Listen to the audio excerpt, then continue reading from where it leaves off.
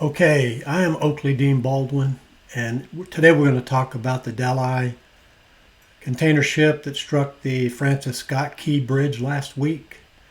And my unofficial take looking into this accident. I am not a spokesperson for the United States Coast Guard. I have retired years ago, but I was an explosive hatch load supervisor and a facility inspector, so I know what they're going to be looking for.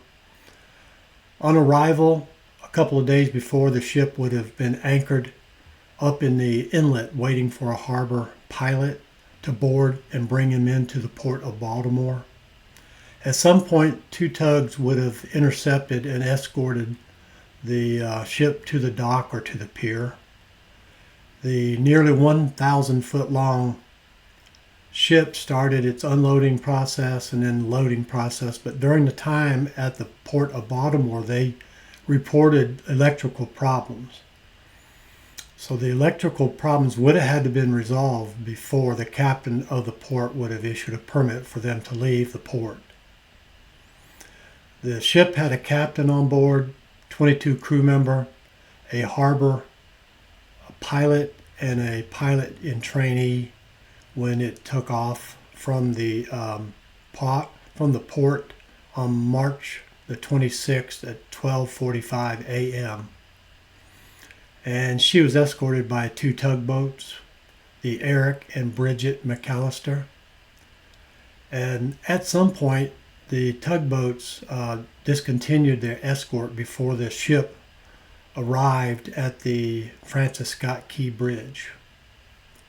The ship that hit the bridge had a severe electrical and total power loss, which included the loss of their steering.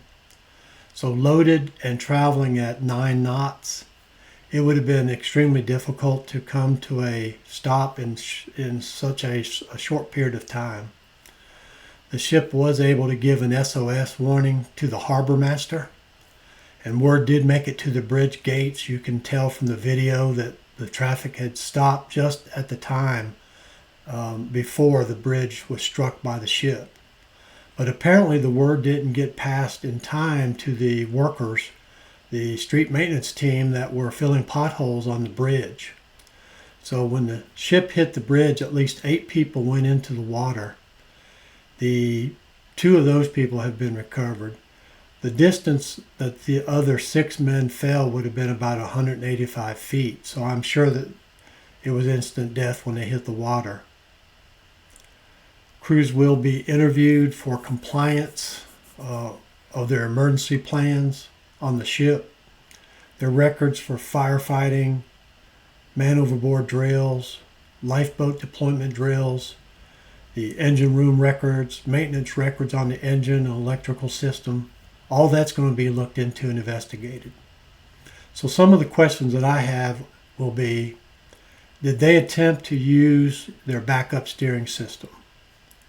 Did they attempt to drop the anchor to slow down the vessel? Was there sabotage to the electrical system, or was this just for poor maintenance? Did the crews follow their emergency protocols all the way through once they noticed they had a problem? And I think at a minimum, I would believe the after action report would recommend or suggest that the tugboat stay with these large container ships until they clear the Francis Scott Key Bridge in the future. That would be one helpful idea. And it's sad. I feel for the families and I pray for the families in this situation. There's at least 6 deaths that we know of so far, and it could rise once they get it cleaned out. They have to get the navigation way cleared out for future commerce there.